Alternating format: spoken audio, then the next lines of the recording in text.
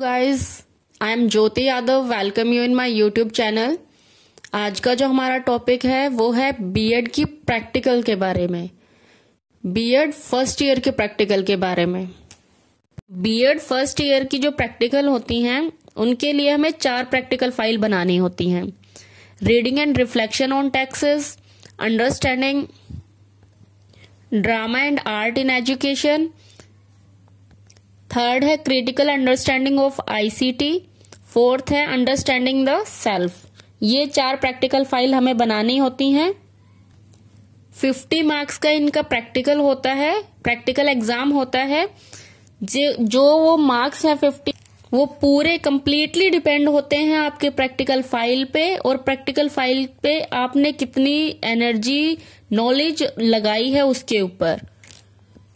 Practical exam वाले दिन आपसे उसी बुक में से, उसी प्रैक्टिकल बुक में से आपसे क्वेश्चन पूछे जाते हैं। यू कैन से दैट जो वो 50 मार्क्स हैं वो पूरे डिपेंड होते हैं कि आपने प्रैक्टिकल फाइल कैसी बनाई है, आपने उसमें कितनी मेहनत की है, और आपके पास उसके रिगार्डिंग कितनी नॉलेज है, उसके ऊपर पूरे 50 मार्क्स हैं वो डिपेंड करते हैं। वीडियो के 2 पार्ट होंगे।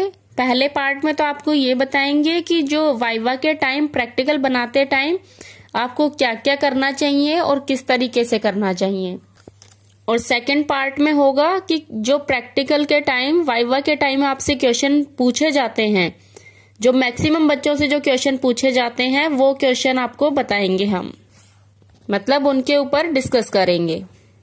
सो फर्स्ट पार्ट में होगा what we should do during viva और प्रैक्टिकल एग्जाम, और जो सेकंड पार्ट है उसमें होंगे what are the questions. So without wasting your time let's start our video. Point है, जो प्रैक्टिकल फाइल आप बनाएंगे वो बहुत ही साफ सुथरी बनाइए।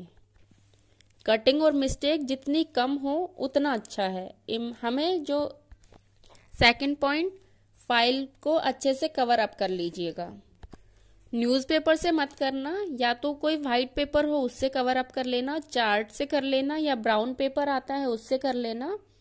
अगर कॉलेज की आपकी है प्रैक्टिकल फाइल, मतलब अगर उस पे नाम मेंशन है कॉलेज का ऊपर, तो आप उस पे प्लास्टिक कवर का यूज भी कर सकते हो, पर फाइल को कवर बिल्कुल करना है आपको।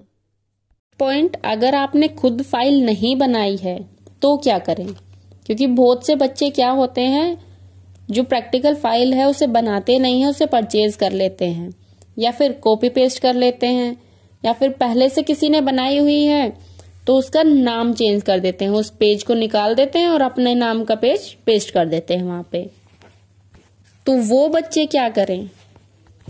तो ऐसे बच्चों के लिए मेरा सजेशन है कि जो प्रैक्टिकल फाइल है जो आपने नहीं बनाई है, तो उसे आप एक बार अच्छे से केयरफुली उसे रीड कर लीजिए कि उसके अंदर लिखा क्या है। क्योंकि आपने नहीं बनाई वो कोई बात नहीं, लेकिन उसके अंदर जो लिखा है, जो कॉन्सेप्ट है, वो आपको क्लियर होना चाहिए। मैटर ये नहीं करता कि आपने लिखी है या नहीं लिखी है, मैटर ये करता है जो उसके अंदर लिखा है वो आपको आता है या नहीं है, वो आपकी नॉलेज में है या नहीं है। तो प्रैक्टिकल एग्जाम देने से पहले आप उस जो फाइल है आपकी, उसे अच्छे से डीपली उसे रीड कर लीजिए, जो उसके कॉन्सेप्ट है वो क्लियर करके जाइए। क्योंकि अगर कॉन्सेप्ट क्लियर नहीं होगा तो आप वहां जाके वाइवा के आंसर नहीं दे पाएंगे, और अपने जो आप मार्क्स हैं वो आप लूज कर देंगे। प्रैक्टिकल फाइल में क्या क्या हेडिंग है, कौन कौन से टॉपिक हैं, उनका मीनिंग क्या है, उनकी डेफिनेशन क्या है, कहाँ यूज होते हैं, मतलब पूरे कॉन्सेप्ट को आप क्लियर करके ही जाना वहां, तभी आप अच्छे मार्क्स ले पाएंगे। चीज, आपके अंदर जो एनर्जी है वो फुल ऑफ एनर्जी होनी चाहिए, मतलब एनर्जी से भरे हुए दिखने चाहिए। ऐसे नहीं कि भाई पता नहीं क्या गम है, क्या बीमारी हो गई है, इसको ऐसे आपको नहीं जाना है। एनर्जी से भरे हुए आपको दिखने चाहिए उन्हें, ताकि एग्जामिनर पे आपका जो इम्प्रेशन है वो अच्छा बने कि ये तो बहुत एक्टिव इंसान है, ऐसा दिखने चाहिए आप। नेक्स्ट चीज, आपको जो एग्जामिनर है उससे डरना नहीं है, नॉर्मली बिहेव करना है। ऐसे नहीं, या तो तुम खुद को ओवर स्मार्ट दिखा रहे हो, तो ओवर स्मार्ट भी नहीं बनना है उनके सामने। वो तुमसे ज्यादा एजुकेटेड हैं, उन्हें तुमसे ज्यादा आता है, तो उनके सामने ओवर स्मार्ट बनने की भी कोशिश मत कीजिएगा, आपको वो पकड़ लेंगे वहीं पे। क्योंकि मार्क्स उन्हीं के हाथ में होते हैं, उन्हें लगाने होते हैं, वो अपने आप लगा देंगे। वो आपको मुंह पे नहीं बोलेंगे आप ज्यादा और स्मार्ट बन रहे हो, वो मार्क्स में ही आपको बता देंगे।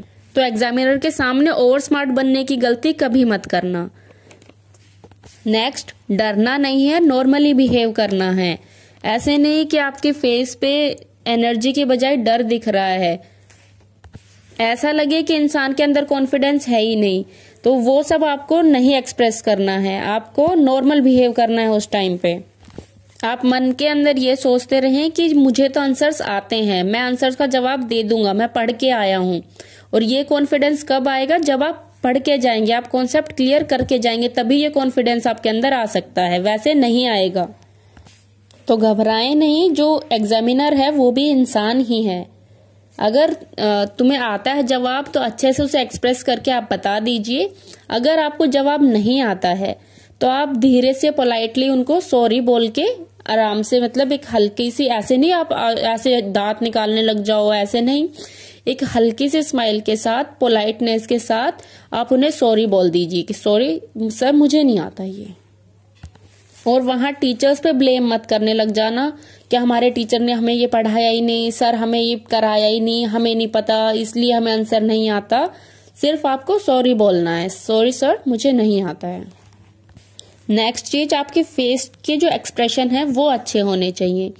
ऐसे बहुत बच्चे नाक सिकोड़ लेते हैं, आंखें ऊपर नीचे करने लगते हैं, क्या था, कोई दीवार पे देखने लगता है, कोई ब्लैक बोर्ड पे देखने लगता है, कोई जमीन के अंदर घुसने को हो जाता है। तो ये सब एक्सप्रेशन है वो जो आपका इम्पैक्ट है वो खराब कर देंगे उनके ऊपर। तो आपके जो फेस के एक्सप्रेशन है उनको चेंज मत होने दीजिए। जो नॉर्मल बिहेव है, जो नॉर्मल आपका फेस है वैसे ही उसको रहने दीजिए। कुछ बच्चे तो नाखून से नाखून काटने लगते हैं, सर में खुजली करने लगते हैं, सर आता तो है मैं भूल गया।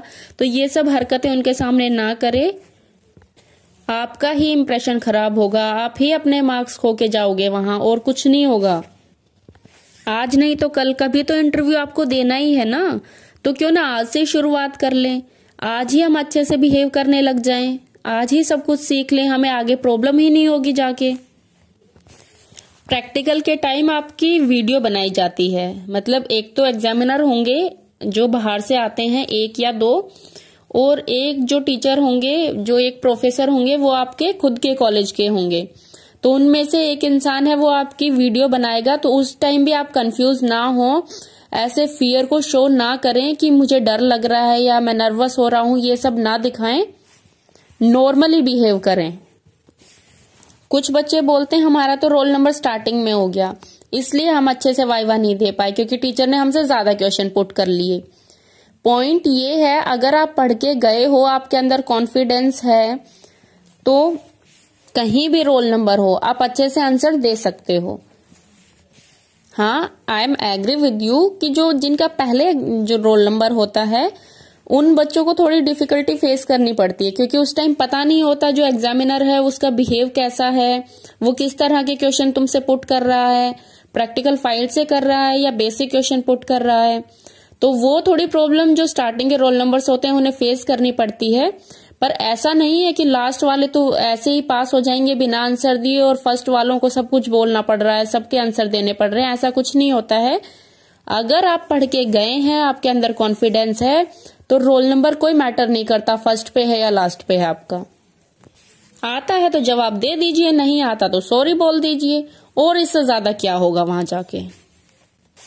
और एक और पॉइंट, अगर आप प्रैक्टिकल फाइल बनाते हैं तो ऐसे नहीं कि आपने एक ही जो टॉपिक है उसके ऊपर बहुत सारा लिख दिया, लिखते गए, ऐसा आपको नहीं करना है। सिर्फ लिमिटेड चीजें लिखनी है। मतलब आप अगर एक फाइल बनाएंगे तो एक फाइल में आपको 50 से 60 पेज भरने हैं, वो लिखने हैं 50 से 60 पेज। ऐसे नहीं कि एक प्रैक्टिकल फाइल भर गई फिर उसके बाद दूसरी में लिखे जा रहे हो, इतना लिखना नहीं है आपको। मैक्सिमम है 70 पेजेस, इससे ऊपर मत जाना। आप 50 पेजेस 60 पेजेस लिख दीजिए, इससे ऊपर भी आप मत जाना, 70 भी मैक्सिमम टू मैक्सिमम है। करा देती हूँ, प्रैक्टिकल फाइल बनानी है वो 50 टू 60 पेजेस के अंदर बनानी है। 4 प्रैक्टिकल फाइल बनेंगी, उनको नीट एंड क्लीन बनाना है। बिल्कुल जो राइटिंग है वो आपकी समझ आनी चाहिए एग्जामिनर को। कवर करना है उसके ऊपर। जो उसके अंदर आपने लिखा है, जो भी टॉपिक हैं उनके मीनिंग आपको पता होना चाहिए, जो कॉन्सेप्ट है वो आपके क्लियर होने चाहिए, कवर चढ़ा होना चाहिए, हेडिंग क्या बनाई है वो पता होना चाहिए। एग्जामिनर के सामने डरना नहीं है, ओवर रिएक्ट नहीं करना है, नॉर्मल बिहेव करना है ना, अपना कॉन्फिडेंस शो करना है। एक पॉइंट और नोट करना, कॉन्फिडेंस शो करना है, ओवर कॉन्फिडेंस शो नहीं करना है। ओवर एक्टिंग और ओवर कॉन्फिडेंस बिल्कुल नहीं दिखना चाहिए। आंसर आता है तो जवाब दे दीजिए, नहीं आता तो पोलाइटली सॉरी बोल दीजिए। बस इतना सा जो काम है वो आपको करना है और आप 50 आउट ऑफ 50 मार्क्स गेट कर सकते हैं।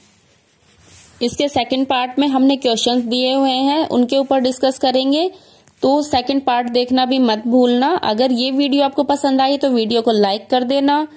ऐसी और वीडियोस के लिए चैनल को सब्सक्राइब कर लेना। अपने फ्रेंड्स के पास इस वीडियो को शेयर करना जो बीएड कर रहे हैं या करने जा रहे हैं या कोई इंटरव्यू देने जा रहे हैं, उन सबके पास इस वीडियो को शेयर करना। तो मिलते हैं नेक्स्ट वीडियो में, तब तक के लिए keep watching, keep reading. Bye bye.